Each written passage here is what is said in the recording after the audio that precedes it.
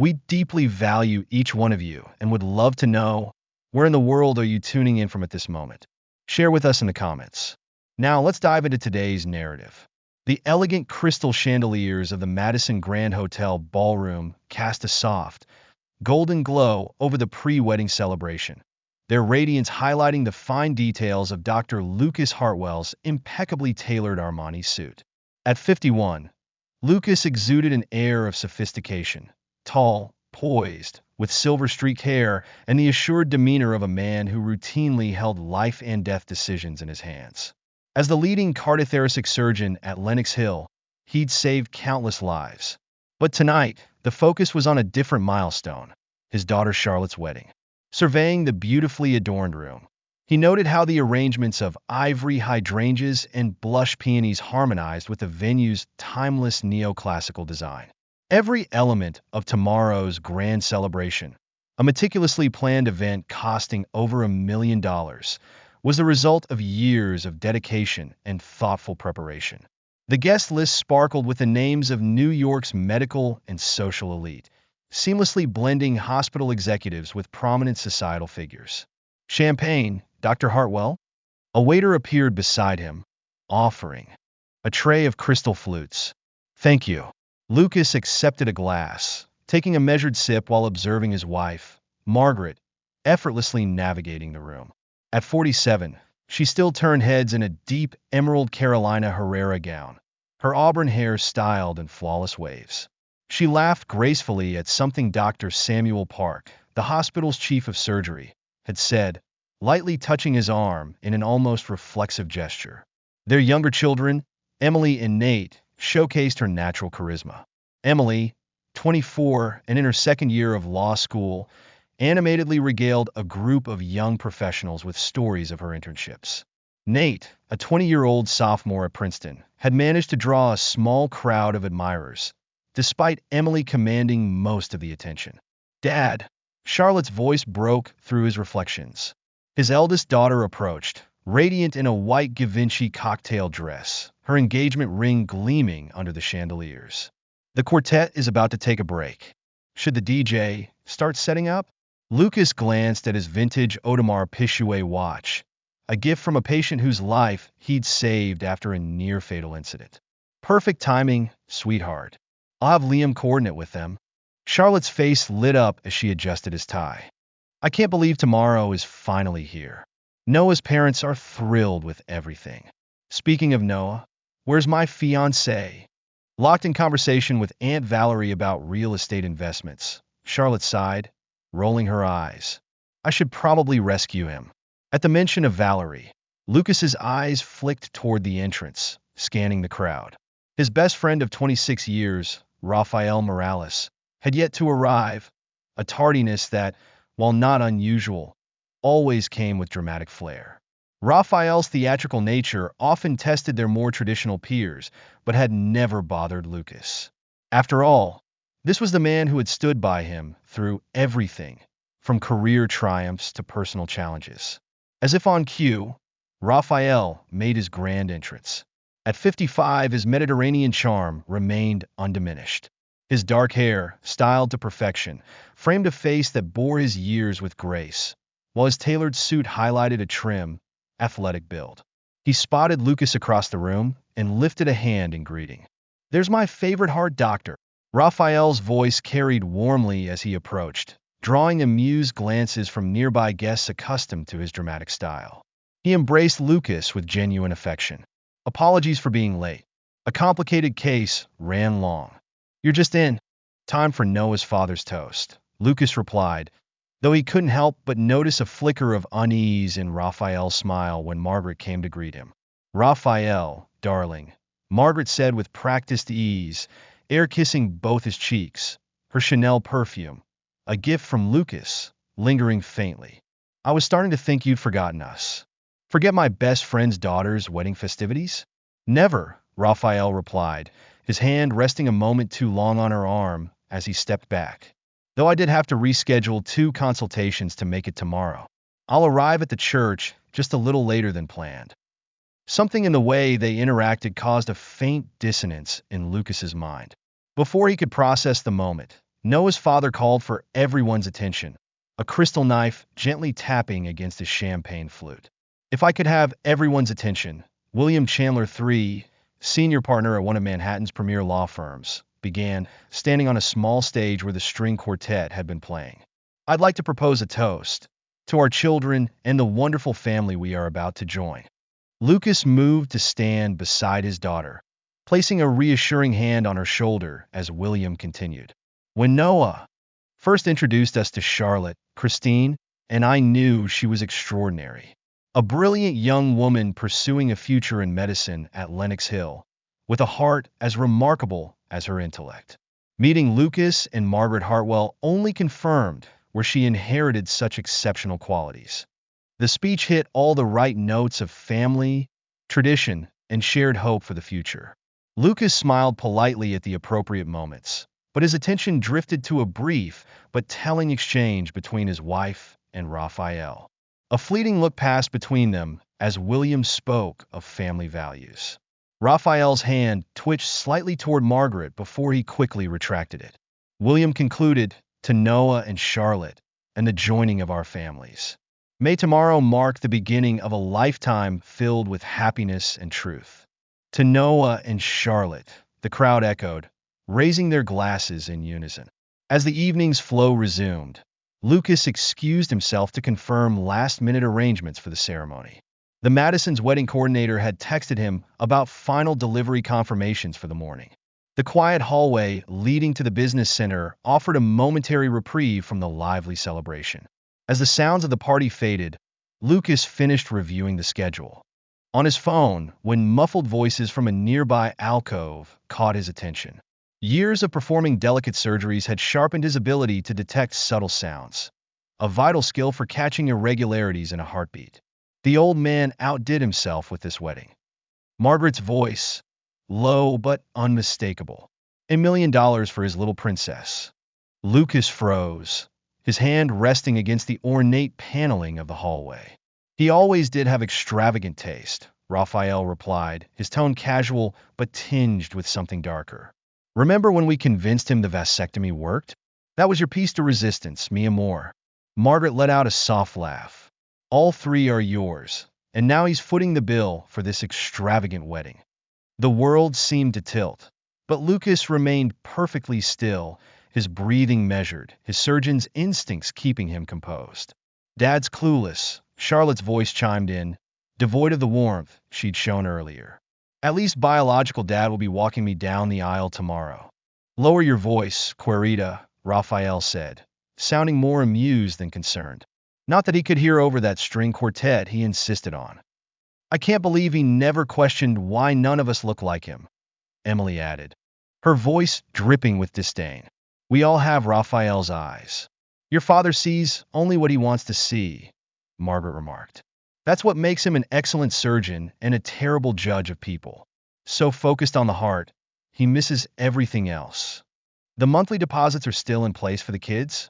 Raphael asked, his tone shifting to businesslike precision. Of course, Margaret confirmed, disguised as educational grants from the mentoring program. He doesn't even glance at those transactions. Noah's parents bought the whole story too, Charlotte added. They think it's so sweet that Dad's best friend took such an interest in our education. The conversation drifted toward tomorrow's details, but Lucas had heard enough. Silently retreating, his mind worked with the precision honed by years of surgery, dissecting each revelation. 20 minutes later, he sat in the Madison's business center, his laptop open to financial records. The sleek, minimalist office mirrored his calm, yet focused state. His steady hands navigated his banking dashboard, uncovering years of transactions. There they were, regular transfers from Rafael Morales to accounts under his children's names, starting from their births. Quarterly payments labeled Academic Mentoring Initiative. The amounts grew with time, surging during college. Years. Lucas's first call was to Paul Huang, his lawyer. Paul? Activate Protocol Phoenix immediately. Yes, the entire contingency package we discussed last spring. No, this isn't hypothetical. The second call went to Clara Mitchell, a private investigator he'd quietly hired months earlier after noticing inconsistencies in his children's medical histories. Ms. Mitchell, deploy the surveillance operation we outlined. I need everything you've compiled on Rafael Morales and my wife. 25 years back, priority level 1. The final call was to his banker in Zurich, where he had opened an account years ago after consulting for Switzerland's Minister of Health. Mr. Weiss, initiate the full transfer sequence we prepared. Effective immediately. By midnight, Lucas had meticulously documented the extent of the betrayal. Raphael, as head of Lenox Hill's vasectomy clinic, had falsified procedure records to maintain the deception. DNA test results, ordered under the guise of routine medical exams, confirmed Raphael's paternity of all 3 children. Bank records revealed a complex network of financial transactions and accounts connecting Lucas's family to his supposed best friend. The Madison's business center had emptied hours ago. In the distance, faint sounds of the last guests leaving the pre-wedding celebration echoed. His phone buzzed with a message from Margaret. Coming up soon? Everyone's asking where you disappeared to. Lucas calmly closed his laptop, sliding it into its leather case with precision. Tomorrow, he thought, would be the ultimate test of the surgical skills he had honed for decades, removing diseased parts to save the system. The ceremony would indeed be a new beginning, just not the one anyone anticipated. He replied, had to handle some last-minute details. Everything is ready for tomorrow. It wasn't a lie. Dr. Lucas Hartwell had never been more prepared. When he returned to their suite, Margaret was already in bed, scrolling through photos from the evening on her phone. She glanced up as he entered, her smile flawless. There you are, darling. I was starting to get worried. Just ensuring everything is perfect for tomorrow, he replied evenly. It's all under control. You've always been so meticulous, she murmured, reaching for his hand as he passed the bed. It's one of the things I love about you. Lucas subtly moved just out of reach, his smile unbroken. Big day tomorrow. Better get some rest. In the bathroom, he lingered over his evening routine, studying his reflection in the mirror. The face that stared back was unchanged, distinguished features, sharp gray eyes, the same calm gaze that had steadied him through countless surgeries. But beneath that practiced exterior, something fundamental had shifted. He thought about the clarity that comes in surgery, the precise moment when the root of a problem, a blocked artery, a damaged valve, a hidden tumor, was exposed. This was that moment. When he finally slipped into bed, Margaret was already asleep, her breathing steady. In a few hours, she would wake to confront the cost of decades of deception. But for now, Lucas closed his eyes, his mind rehearsing tomorrow's plan with the precision of an operation. The night passed quietly, the thick walls of the Madison muffling the distant pulse of the city. In their separate rooms down the hall, his children, Raphael's children, slept peacefully, unaware that the final act of their family's performance had begun. In the darkness, Lucas allowed himself the faintest smile. Tomorrow would be unforgettable, just not in the way they imagined. As dawn broke over Manhattan, soft light bathed St. Patrick's Cathedral in shades of pink and gold. At precisely 6:45 a.m., wedding staff arrived to find printed notices taped to the cathedral's grand doors.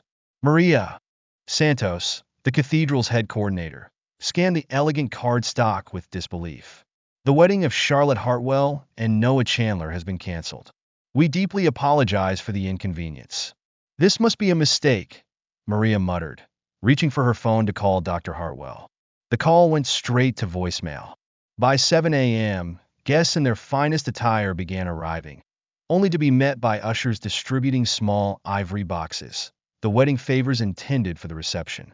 Inside each box, beneath Jordan almonds, lay a USB drive and a folded letter printed on heavy paper. William Chandler III, adjusting his cufflinks as he climbed the steps, was among the first to open his. His face paled as he read, his hands trembling. Good Lord, he whispered, showing the contents to his wife, Christine.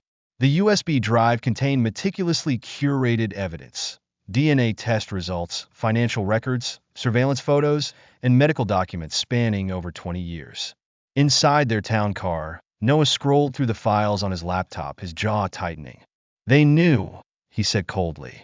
Charlotte and her entire family knew. Look at this, she's been calling Raphael dad in private for years.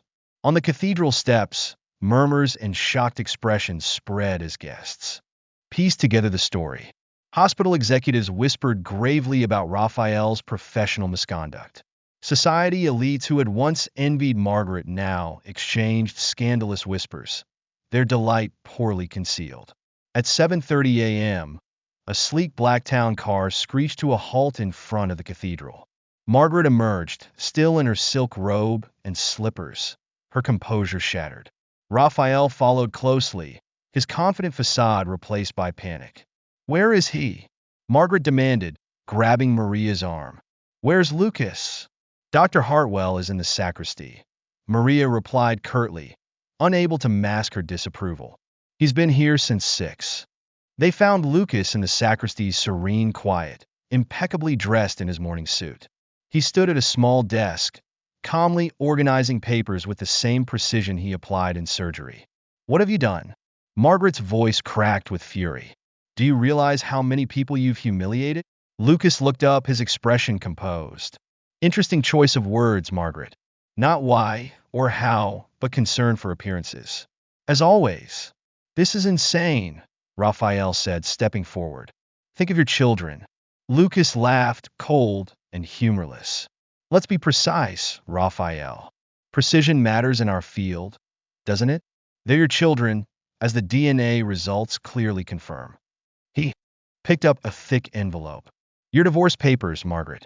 My attorney will arrive shortly to finalize everything. I suggest you read the terms carefully." Margaret snatched the envelope, her hands trembling as she read its contents. Her face shifted from flushed red to a ghastly white. "This is impossible. You couldn't have moved everything. The houses, the accounts, the Irish citizenship." Lucas interrupted smoothly, his tone sharp and deliberate. "Irish citizenship has its perks, especially for safeguarding assets. I realized its importance after noticing irregularities in the children's medical histories, genetic markers that didn't align. Minor anomalies most people wouldn't detect. But then again, precision is a cornerstone of cardiac surgery." Across the room, Raphael's confident demeanor faltered, the cracks in his composure becoming evident. "The board will never believe this," he stammered. Lucas's piercing gaze locked onto him. "The board already has all the evidence, including proof of your innovative vasectomy techniques. Tell me, Raphael, how many other men paid you to falsify their records? The insurance fraud alone should keep investigators occupied for years." A commotion outside drew their attention. Through the sacristy's arched windows, they could see Charlotte arriving in her wedding gown, Emily and Nate trailing close behind. Phones in their hands buzzed with messages from bewildered guests. Having abandoned their preparation suites in disarray, the siblings rushed in varying states of panic. "Dad!" Charlotte burst into the room, her dress billowing behind her. "What are you doing? You can't do this." Lucas turned to face her, his expression calm yet unyielding. "Charlotte, you made it abundantly clear last night that I'm not your father," he replied coldly. "Though I must commend your performance over the years. All those heartfelt Father's Day cards, the emotional talks about wanting to follow in my footsteps. Perhaps you should have chosen acting over medicine." Charlotte's face twisted in anger. "You're despicable," she spat. Emily added venomously, "We'll tell everyone how controlling you've been, how—" Lucas raised a hand, cutting her off. "By all means, share your grievances. Social media loves a scandal," he said, gesturing to his phone on the desk. "However, you might want to check your trust fund accounts first. As of midnight, they've been converted to educational trusts with morality clauses. Those clauses are particularly unforgiving when it comes to deception." Nate, who had remained quiet until now, finally spoke. "You can't prove anything. It's our word against Lucas's." Voice was steely. "Against 2 decades of evidence? I suggest you reconsider. Bank records showing Raphael's payments to your account since birth, DNA tests, surveillance photos. It's all there. And the board is especially interested in the medical fraud." The sacristy door opened, admitting James Huang, Lucas's lawyer. and a stern woman dressed in an elegant suit. Dr. Hartwell, she said curtly, nodding. I'm Patricia Morales, Lenox Hill's legal counsel. And, she added icily, turning to Raphael, soon to be your ex-wife. Raphael paled, his voice trembling as he stammered. Patricia, this isn't what it looks like. Save it, she snapped. You'll have plenty of time to explain yourself to the board and the malpractice insurers, though I doubt fraud falls under their policies. James stepped forward, carrying a stack of papers. Mrs. Hartwell, he said, handing Margaret a pen. These are the finalized divorce terms. I suggest you sign quickly. The press will arrive shortly, and I assume you'd prefer to be gone by then. Margaret's eyes darted around the room, desperate for someone to support her. But Charlotte had collapsed into a chair, her makeup smudged with tears. Emily stared at her phone in shock, likely watching her trust fund balance plummet in real time. Nate stood frozen, unable to process the unraveling disaster. You've ruined everything, Margaret whispered, her hands trembling as she took the pen. No, Margaret, Lucas corrected her, his voice calm and cutting. You destroyed everything. I'm simply ensuring the consequences are placed where they belong. Margaret hesitated, but eventually signed the papers. Meanwhile, Raphael attempted one final plea. The hospital won't risk this kind of scandal. My reputation. Patricia cut him off with a scornful laugh. Your reputation is already in tatters, Raphael. The board is in an emergency session as we speak. Dr. Hartwell's resignation letter included extensive documentation of your misconduct. Oh, and several patients have already come forward with their own complaints. The sound of murmurs and camera shutters filtered through the stained glass windows. Outside, the growing crowd of guests had begun to speculate, their whispers spreading like wildfire across Manhattan's medical and social circles. What about Noah? Charlotte asked softly, her voice breaking. I need to talk to him. To explain? Lucas's response was brutally direct. Noah and his family left about 20 minutes ago. They don't appreciate being deceived, particularly about paternity. William even mentioned how relieved he was that the prenuptial agreement hadn't been signed yet. Raphael's face turned ashen, his usual bravado replaced by visible panic. The malpractice lawsuits will destroy me. Margaret, we? Margaret cut in sharply, her laugh bitter and hollow. There is no we, Raphael. You told me everything was covered. You assured me the vasectomy records were flawless. Lucas observed the crumbling alliance with a cold detachment. Fascinating, he mused. 25 years of deception, unraveled in just 25 minutes. Surgery often works the same way. One small weakness, and the entire structure collapses. James cleared his throat. Dr. Hartwell, the documents are ready for submission. Shall I proceed? Lucas adjusted his tie and nodded. Please do. My work here is complete. He turned to leave, but Emily's desperate voice stopped him. You can't just abandon us. What about our tuition? Our futures? You owe us. Lucas paused, his expression unreadable. I owed my children everything, he said evenly.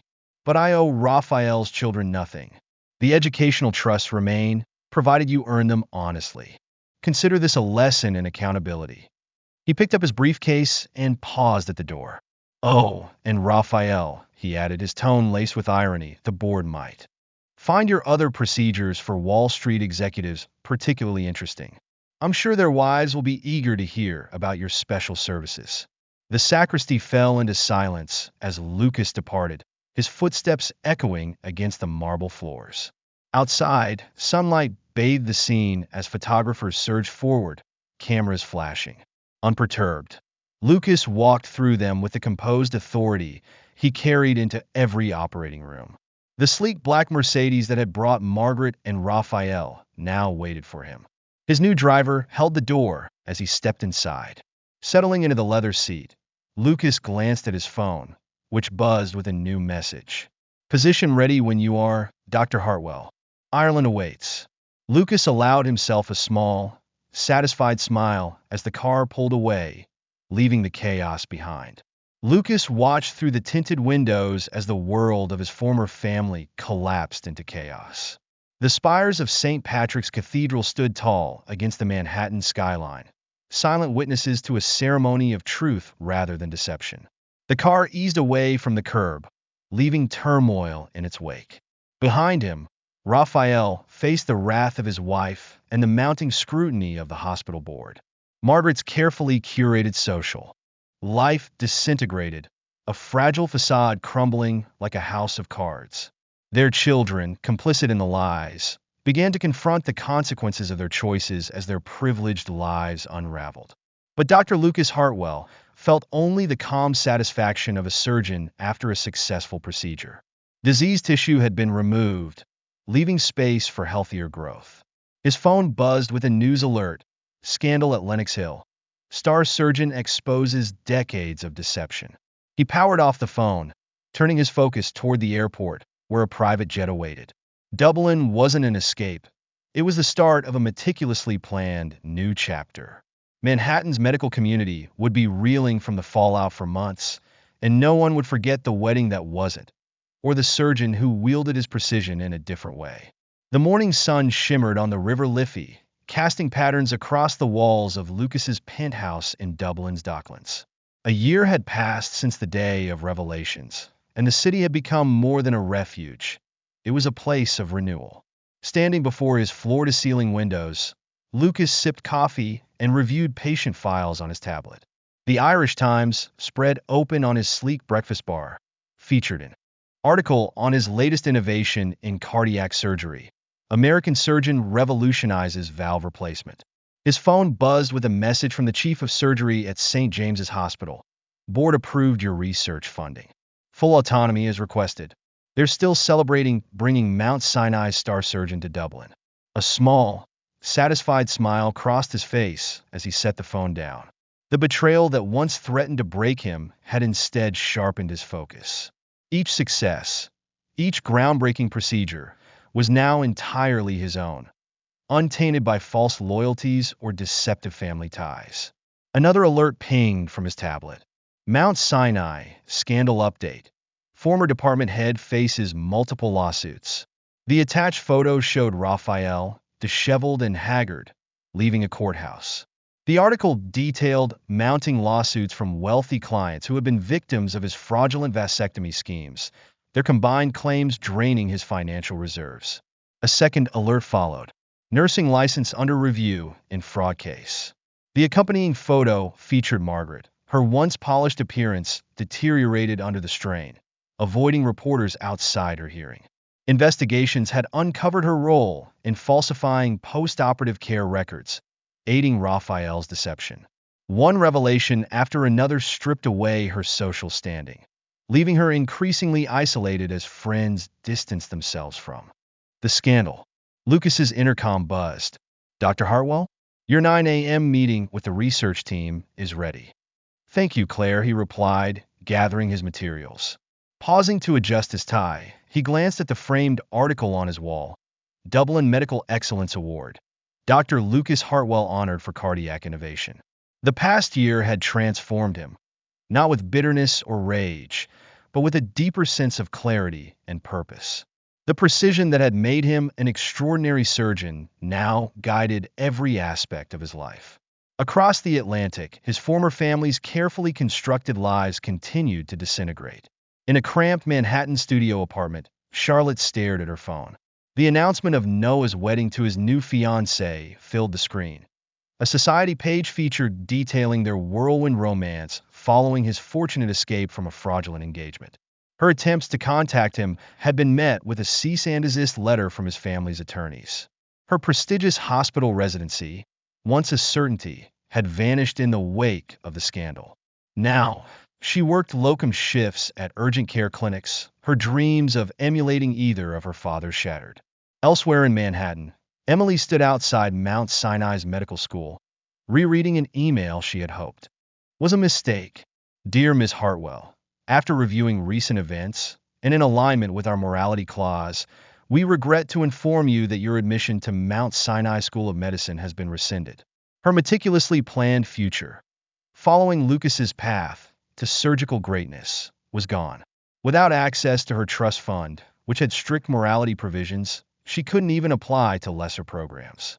Her social media campaign to portray Lucas as controlling backfired spectacularly, as former patients flooded the internet with stories of his kindness and integrity. Dr. Hartwell saved my daughter's life when no one else would, and his children tried to destroy him with lies. One viral post read, Nate, the youngest, faced the harshest reality of all. His attempts to maintain the family's facade crumbled as evidence of his complicit behavior emerged. The trust fund he had relied on for his lavish lifestyle was now untouchable, and job prospects were scarce for someone with his tarnished name.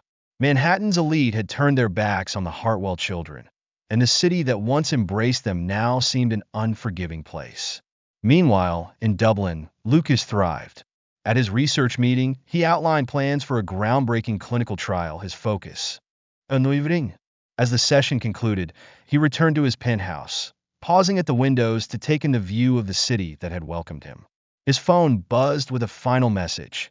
Looking forward to your keynote at the European Cardiology Summit next month. Dublin's medical community is lucky to have you. Lucas allowed himself a moment of satisfaction before returning to his work, knowing that every success was now entirely his own. Ray sat in the Yale bursar's office, his hands gripping the edge of his chair as he tried to maintain composure. The administrator's tone was firm, almost indifferent. I'm sorry, Mr. Hartwell, but without payment for next semester's tuition, we'll have no choice but to withdraw your enrollment. Ray's voice cracked. But Rafael Morales, he promised he'd cover it. The administrator shook her head, her expression unmoved. Dr. Morales' office informed us he's unable to provide funding due to ongoing legal proceedings. She paused, glancing at his file. Perhaps you should consider contacting Dr. Hartwell to discuss reinstating your educational trust? Ray's stomach sank. That option meant facing conditions he wasn't prepared to meet. The trust's morality clause required a public admission of his role in the deception and a formal apology. His pride, the same pride that once drove him to mock the man who had raised him, now stood as the final barrier to his redemption. That evening, in a modest apartment in Queens, Margaret shuffled through a pile of overdue bills while Raphael paced the small living room, his designer loafers scuffing the threadbare carpet. The malpractice insurance company made their final decision today, he snapped, waving a letter in frustration. They're refusing to cover anything. They're citing deliberate fraud as grounds for voiding the policy. Margaret's carefully maintained composure cracked as she hissed. You promised me they'd never find out. You said the records were foolproof. Raphael's eyes narrowed. And you promised your nursing records would corroborate my procedures. Now look at us. I'm on the verge of losing my license. Your nursing career is under investigation, and your precious social connections have evaporated. Margaret shot back, her voice icy. At least I'm not the one facing criminal charges. How many fake vasectomies did you perform? 20? 30? Raphael's anger flared. You didn't complain when those fake procedures were funding our children's lifestyles, or when my so-called mentoring payments kept you in designer wardrobes. Their argument was cut short by a call from their lawyer. Raphael answered, his face growing darker with each passing second. After hanging up, he exhaled sharply. 3 more patients joined the class action lawsuit. And their wives? They're particularly interested in those fertility clinic records you helped falsify, Margaret. Her retort was silenced by a notification on her phone. Another socialite had unfollowed her on social media. The perfectly curated image of Manhattan's medical elite power couple had crumbled. At the rare charity events or gatherings she still managed to attend, whispers followed her, and familiar faces turned away. Meanwhile, in Dublin, Lucas sat at his desk, reviewing applications for his department's newest initiative, a medical ethics scholarship designed to foster integrity in patient care. The irony wasn't lost on him. His former family's betrayal had inspired an effort to ensure future generations of medical professionals prioritized honesty and trust. His assistant knocked lightly on the door, holding out a note. Dr. Hartwell, Lenox Hill's board has sent another offer to reinstate you as chief of cardiothoracic surgery. Lucas didn't hesitate. Decline it, he said flatly. He paused, then added, and send them my latest research on ethical guidelines in medical practice. It seems they need the reminder. As the sun set over the river Liffey, painting the Dublin sky in shades of amber and gold. Lucas caught his reflection in the window. What he saw wasn't a victim of betrayal, but a man who had turned deception into determination. The past was firmly behind him, serving as a foundation for something far greater than false family ties, a legacy rooted in truth. Tomorrow promised new surgeries, new innovations, and new opportunities to save lives. Back in Manhattan, Rafael Morales sat in his attorney's office, staring at the towering stack of lawsuit files. Each case was more damning than the last. Wealthy clients, particularly businessmen whose wives had become mysteriously pregnant years after their supposed vasectomies, were eager to testify. His legal fees were ballooning, his accounts were being drained, and his once flawless reputation had been obliterated. Margaret, now shunned by her former social circle, faced increasing scrutiny over her involvement in falsifying medical records. Both had underestimated the full extent of the consequences. In Dublin, Lucas's work thrived. The medical ethics scholarship gained international attention. His groundbreaking research pushed the boundaries of cardiac care, and his patients' lives were transformed. The name Lucas Hartwell no longer carried the weight of family deception. It was now a symbol of precision, integrity, and innovation. Eduardo sat stiffly in his attorney's office, his face a mask of suppressed rage as his lawyer spoke. It's not just the medical malpractice, the lawyer explained grimly. The insurance fraud charges alone carry significant penalties. And with Mrs. Hartwell's nursing license under review for her role in falsifying records, don't mention that woman to me. Eduardo snapped, his composure unraveling. The affair that had once seemed thrilling, worth every risk, now felt like a noose tightening around his neck. This is all her fault. If she'd been more careful with I'd be cautious about assigning blame, the lawyer interrupted coolly. Prosecutors are very interested in the extent of her involvement. They're offering her a deal to testify against you. Across the city, Margaret sat stiffly before the nursing board. She had chosen her designer outfit with care, hoping to project an air of professionalism that was rapidly slipping away. The chairman glanced over her file before addressing her. Mrs. Hartwell? Or do you prefer Ms. Morales now? Hartwell is fine, she replied tightly. The divorce from Lucas had been finalized with brutal efficiency, while Eduardo's promises of marriage had evaporated along with his finances. The evidence shows a pattern of falsifying post-operative records over the past 15 years, the chairman continued. Each fraudulent procedure required nursing documentation you provided. Margaret's tone was defensive. Dr. Morales assured me, Dr. Morales' assurances are irrelevant. Another board member cut in. Your professional integrity is what's in question. These patients' families trusted medical professionals, and you betrayed that trust. The board's decision was swift and unanimous. Her nursing license was revoked. Margaret's children, raised to value appearances over principles, faced their own reckonings. Bridget's attempts to rebuild her career in medicine hit a wall when a potential employer ran a background check. I'm sorry, Ms. Hartwell, the HR director told her. We can't risk our clinic's reputation. Your involvement in the Lenox Hill scandal is well documented. Bridget protested. I was a child when it started. I didn't understand. The director raised an eyebrow. You were 26 when you planned to have both men walk you down the aisle. Your social media posts mocking Dr. Hartwell's ignorance of your paternity suggest you understood perfectly well. Meanwhile, Jillian's social media campaign to frame Lucas as controlling backfired spectacularly.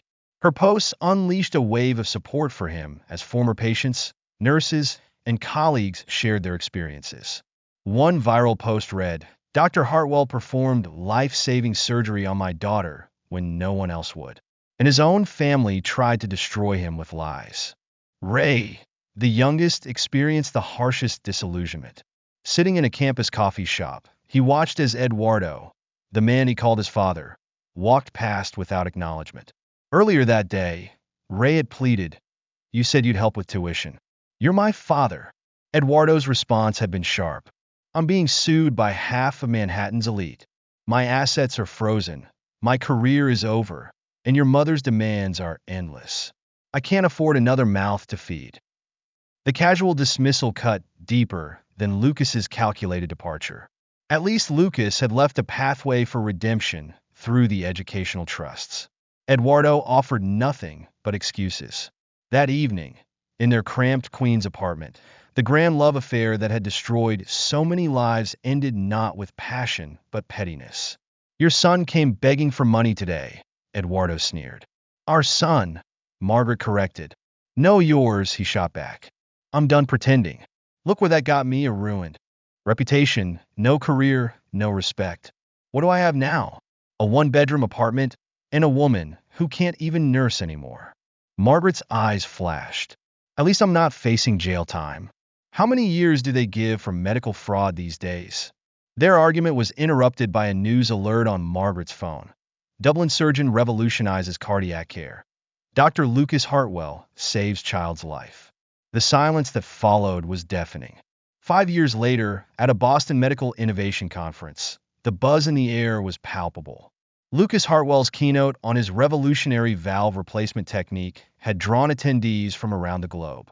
After the address, in the hospital corridor, Lucas encountered a familiar face. Ray, older and subdued, wore orderly scrubs as he pushed a supply cart. Dr. Hartwell, Ray greeted him hesitantly, his voice unsure. I'm working here while taking community college classes. Lucas studied the young man who had once been his youngest child. The arrogance was gone, replaced by humility. The trust is still active, Lucas said evenly. When you're ready to earn it honestly. Ray nodded. I know. That's why I'm here, working as an orderly, seeing how real medical professionals care for patients. I understand now what you try to teach us about integrity. Lucas's response was measured. Understanding is the first step. Actions determine the rest. A nurse called for Ray, cutting the conversation short. As Lucas watched Ray walk away, he reflected on the changes 5 years had brought. In their Queens apartment, Margaret and Eduardo's lives had devolved into mutual recrimination.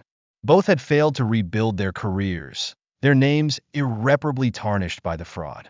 Their arguments always ended with the same bitter refrain. This is your fault. You promised we wouldn't get caught.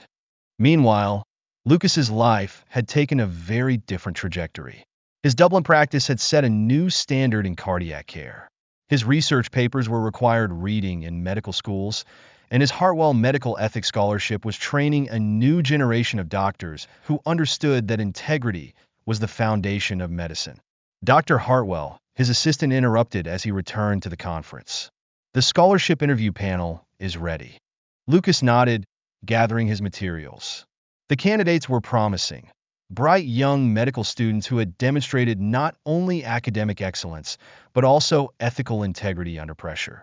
Each interview included a case study of medical fraud and its consequences. Some candidates recognized the case as his own, though he never confirmed it. For Lucas Hartwell, the past had been transformed into a foundation for something far greater, a legacy built on truth and principles. The lesson was clear. Integrity, once broken, demanded a price no amount of deception could avoid. That evening, as Lucas prepared for dinner with Dr. Sarah Collins, a fellow surgeon whose honesty and values had caught his attention months ago, he received one final email. It was from Ray, sent hours after their encounter in the hospital corridor. Dear Dr. Hartwell, today reminded me of something you once said in the OR. Every heart has a rhythm of truth. Our job is to listen for it. I didn't understand then. I do now. Lucas smiled faintly as he closed his laptop. The betrayal that had ended one chapter of his life had opened another, one built on truth, innovation, and a legacy destined to outlast any deceit. In the end, the greatest revenge wasn't the destruction of those who had wronged him, but the creation of something far more enduring from the ashes of their betrayal. Epilogue. 10 years later, the Manhattan courthouse stood imposing against a crisp autumn sky as Rafael Morales shuffled inside, a shadow of his former self. At 64, his once magnetic charm had faded to gray, his proud posture now stooped under the weight of a decade's consequences. Today marked the final hearing in a class action lawsuit that had dragged on for 10 years. All rise. The bailiff called as Judge Martinez entered. Raphael's public defender, the only representation he could afford, straightened his worn tie. The gallery behind them was packed with familiar faces. Former patients whose lives Raphael's deception had upended, their families seeking closure, and reporters eager to document the fall of Lenox Hill's once revered doctor. In the matter of Collins et al. V. Morales, Judge Martinez began. This court has reviewed the settlement terms. The defendant's remaining assets will be distributed among the victims of his medical fraud scheme. She turned her gaze to Raphael. Mr. Morales, do you understand these terms? Yes, Your Honor, he replied, his voice breaking. The settlement would take everything. His savings, his pension, even the modest Queen's apartment he had managed to hold on to until now. In the back row, Margaret Hartwell. She had never legally changed her name, though Raphael had promised marriage for years, watched with bitter resignation. At 58, her once polished appearance had withered under financial strain. Designer clothes had long been replaced by budget finds, and her blonde hair, streaked with gray, hadn't seen a professional stylist in years. Furthermore, the judge continued, the defendant is permanently barred from any medical practice or consultation, including overseas opportunities. The final stipulation crushed Raphael's last hope. He had been negotiating with a questionable clinic in South America to offer his special services, but now even that door was closed. After the hearing, Margaret didn't wait for him. Their once passionate affair had devolved into bitter coexistence in their cramped apartment, each blaming the other for their downfall. That night, she would return to her job as a receptionist at a strip mall dental office, the only medical-adjacent work she could find after losing her nursing license. The next morning's Irish Times carried a very different story. The headline read, Hartwell Medical Ethics Foundation expands global reach. The accompanying photo showed Dr. Lucas Hartwell, distinguished at 62, speaking at Trinity College Dublin's medical school. The article detailed his latest triumph, a global initiative that combined cutting-edge cardiac procedures with rigorous ethical oversight. His revolutionary valve replacement technique had become the worldwide standard, and the Hartwell Medical Ethics Scholarship had fostered a generation of doctors committed to integrity over profit. In his penthouse office overlooking the River Liffey, Lucas reviewed the foundation's latest reports with his wife, Dr. Sarah Collins Hartwell. Their marriage, founded on shared values and mutual respect, had flourished over the past 7 years. Sarah headed the foundation's research division, her dedication to medical ethics complementing Lucas's vision. The New York Times wants to interview you about the foundation's 10th anniversary, Sarah mentioned, sliding a tablet across his desk. They're particularly interested in how it started. Lucas smiled slightly. They already know how it started. That wedding scandal is still required reading in medical ethics courses. Speaking of which, Sarah added, pulling up another email. Ray's application for the scholarship program arrived this morning. Ray Hartwell, now 29, had spent the past decade climbing the ranks from hospital orderly to licensed practical nurse. His journey from an entitled, arrogant youth to a dedicated healthcare professional had been painstaking but genuine. Each step forward was earned through hard work, and his former smugness had been replaced by a sincere commitment to patient care. His supervisor at Boston General wrote, quite the recommendation, Sarah noted as she read the file.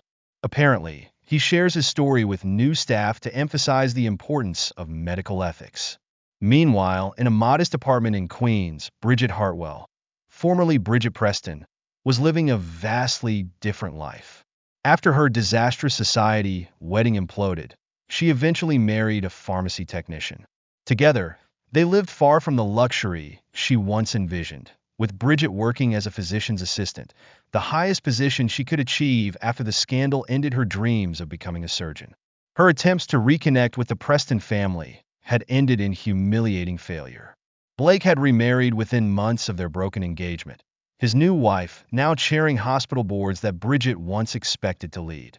The society pages that had hailed her as Manhattan's medical princess now ignored her entirely. Jillian, now 33, had found an unexpected career path after losing her place in medical school. As a medical equipment sales representative, she traveled between small clinics, facilities that were willing to do business with a Hartwell. Her once viral social media accounts, which mocked Lucas as controlling, had become carefully professional, though the internet never forgot her failed smear campaign. In their respective corners of New York, the former Hartwells received the same email that morning. The Hartwell Medical Ethics Foundation proudly announces its 10th anniversary symposium. Keynote speaker, Dr. Lucas Hartwell, presenting Integrity in Medicine, a Decade of Change. Location, Lenox Hill Hospital, Main Auditorium. The choice of venue carried significant weight. Lenox Hill, desperate to restore its reputation after the Morales scandal, had spent years trying to recruit Lucas back. He had refused, instead agreeing to use their auditorium for a single day, a reminder of how integrity could triumph over deceit. Eduardo read the announcement on a public library computer, the only resource he could still access. The headline alone crushed the last remnants of his pride. The symposium would feature case studies of medical fraud, including his own schemes. His name was now a cautionary tale, woven into medical ethics curricula worldwide as an example of greed and betrayal. Lorraine saw the same announcement at her receptionist job, where she filed dental records for a small clinic. Her hands trembled as she read. The receptionist position barely covered her share of the rent, forcing her to take on night shifts cleaning medical offices. The irony of sanitizing spaces where she once assisted in fraudulent procedures was not lost on her.